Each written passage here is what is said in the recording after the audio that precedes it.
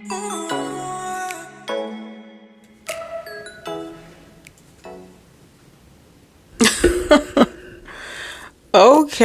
I guess we are back. The camera just started rolling. Welcome, everybody. Welcome back to Closing Open Wounds with yours truly, Cleisha. It is an honor to serve you. How are you? Praying all is well with you. Now, I had a video a few weeks ago about being hyper independent and how hard it is for me sometimes. So now I really want to drive in the point of what it takes in loving a hyper independent person. It's not easy. I will tell you that it's not easy. I got some notes and this is a reaction video. So I really want you to pay attention to this, what she's saying, and then we're going to talk about it. Okay, let's get into it.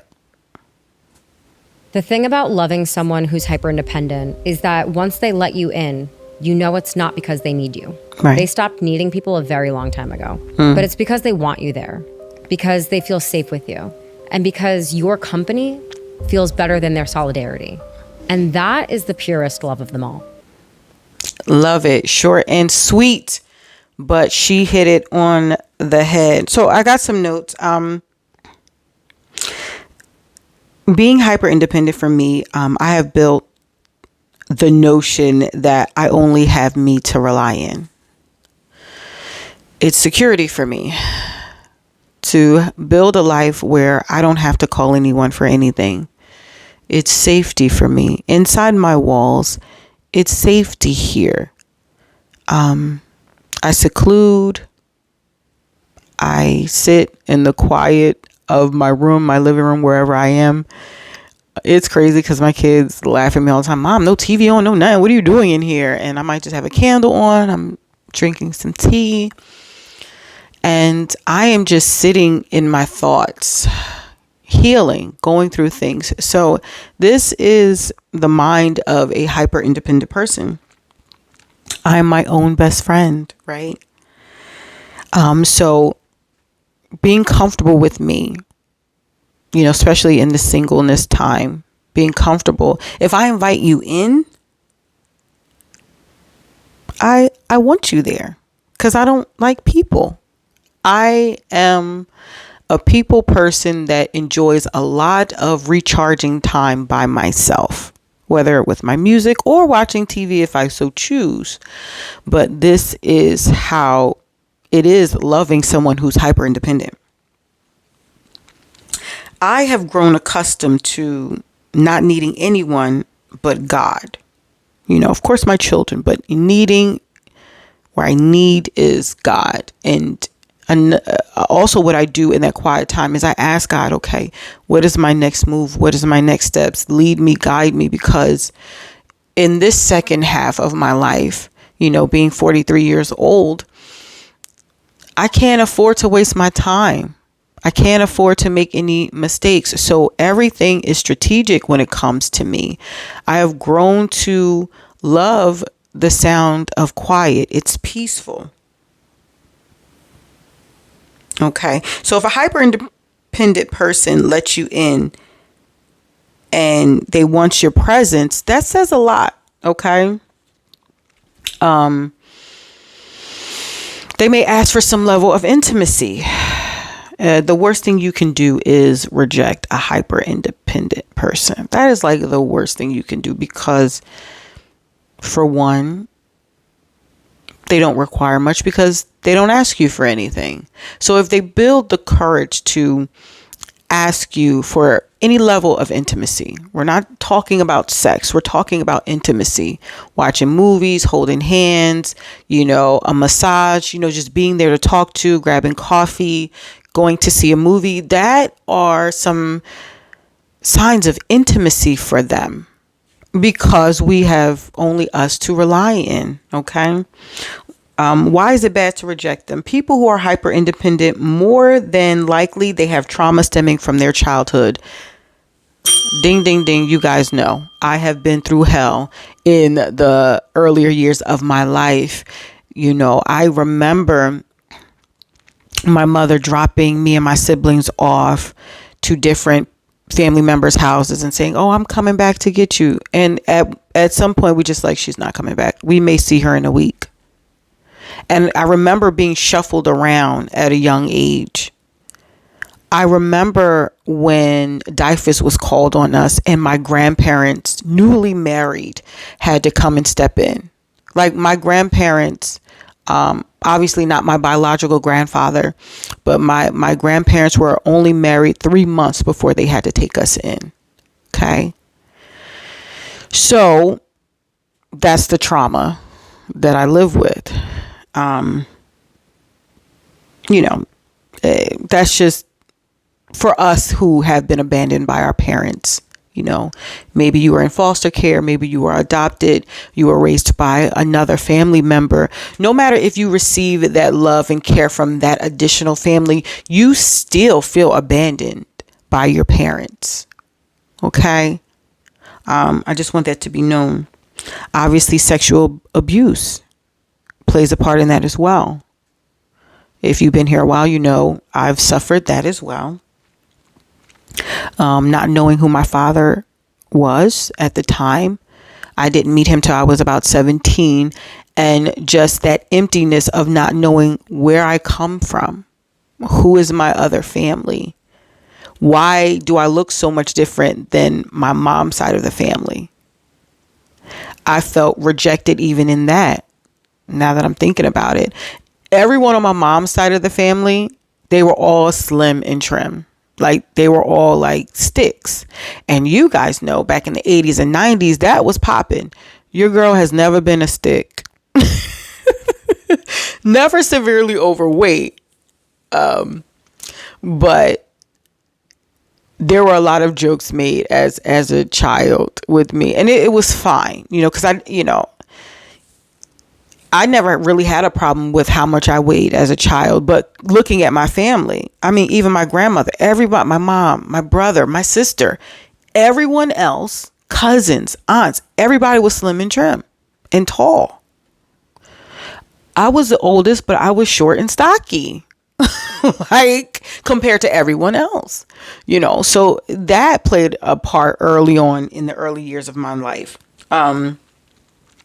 So you got to be aware of different traumas and triggers that the person that you love, if they're hyper independent, you got to be aware of these things because you can really make them close up even more. And that's not what you want.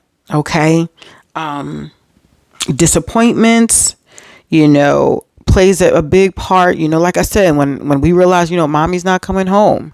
My mom, she sold our bikes for drugs. My mom sold our Nintendo for drugs. Like she went through a lot and I understand it, now. And, when we had these hard conversations when I became of age and I felt bad for everything that my mom went through. So I didn't blame her anymore. Being a child, you're like, oh, why my mom choose drugs over me? And let's not talk about back in the 80s when your mama's on crack rock. Like, really, that was my mom. And y'all was singing that. Like, really? So once me and my mom had this conversation, I felt love for her. I felt sorry for her, the different things that she went through. But then that started to heal a piece of me. And I was able to take care of my mom until, she passed in 2021. I'm still severely addicted to alcohol and drugs, marijuana. But, I was able to forgive her and that started some healing in me. But that still doesn't mean I'm not dragging stuff in this wagon. Okay. So when you're dealing with someone who's hyper independent, you must give them grace. And if they're ever showing signs of vulnerability, take that as a compliment because we don't like people. I love people, but I don't like people. I don't like noise. I don't like things all over the place. I like my home a certain type of way, a certain type of decor. I'm very simplistic when it comes to, decorating, things like that. I love my candles. Don't touch my stuff. Don't move my stuff. Okay, but I'm independent for a reason because I don't need you. But if they lower their guards to let you in, you need to count that as a compliment because we don't do that for everybody. We're not intimate with everybody. Everyone's not allowed at my house. It's not. you know. So it's not easy.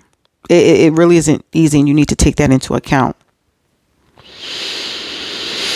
One thing about being hyper independent is that as a friend, I will always be there for you.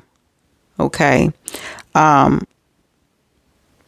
never want my loved one to feel the way how I felt. So if you call me, I'm there. But you might not hear from me for a week or so or more. But I love you. If you call me, I'm there because I am recharging. You know, hyper independent doesn't mean that we're much different from the working person, the mom, the wife, the person in ministry, you know, who's running a business, who has a job, who's out here in corporate America. We're still out here. We're out here doing what we do, doing the doggone thing. However, we have to pull back and we have to recharge most times.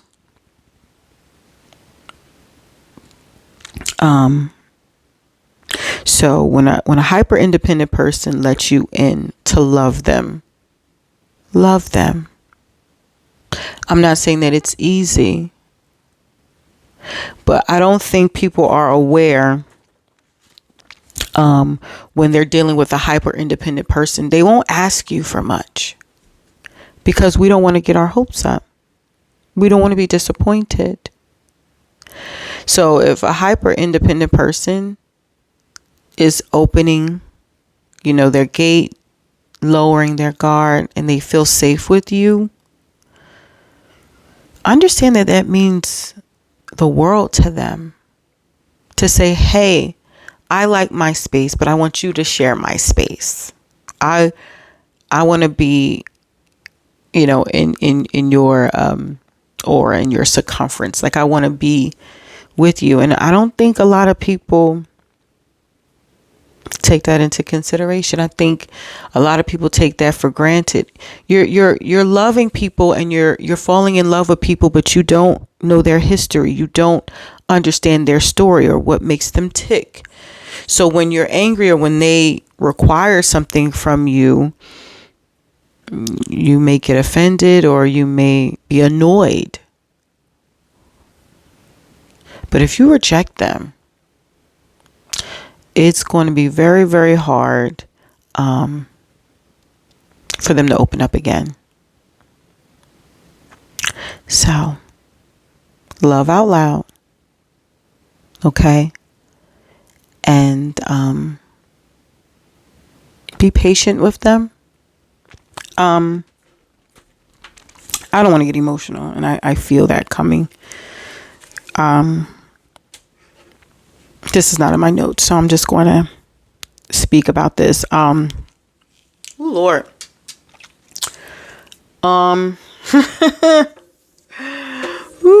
Being hyper independent is it's very, very hard. What makes it hard is that people on the outside don't think you need anything. They think you have it all together. And for the most part we do. Okay? I pay my own bills and I push my own wills. I'm good. Okay? But there are some things that, even though I try my best, some things I can't give myself.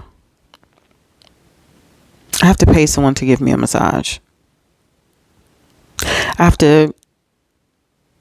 don't have to, but I don't have anyone to hold my hand,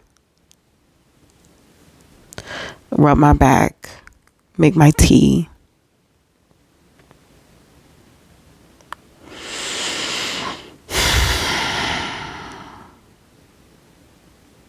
Being hyper independent, it's not fun. And the thing about it is we're so dependable. Everyone else can call us. We're there. We're on time. We show up for you. We are your biggest supporters. We're rooting for you. But we go home to a quiet home. And even though we love that, really a hyper independent person is just wanting someone that they can depend on. Someone that won't leave them like their parents did. Someone to see them more for what they can afford you, more for the outward pulchritude, more than what they can buy you.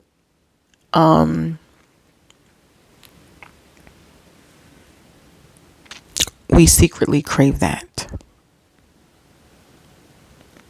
but no one sees that. It's rare. It's rare. Didn't come for all of this, but it's my truth and I'm gonna tell it. Y'all know. Yeah, so pray for your hyper independent friend, your lover, your spouse, your sister, your brother, whoever. And it's hard out here in this day where it seems like everyone is hurt and everyone is just looking out for themselves and no one gives anymore. We're less empathic than we were even in the 70s. More of us have narcissistic tendencies. Research it. Trust me. I have.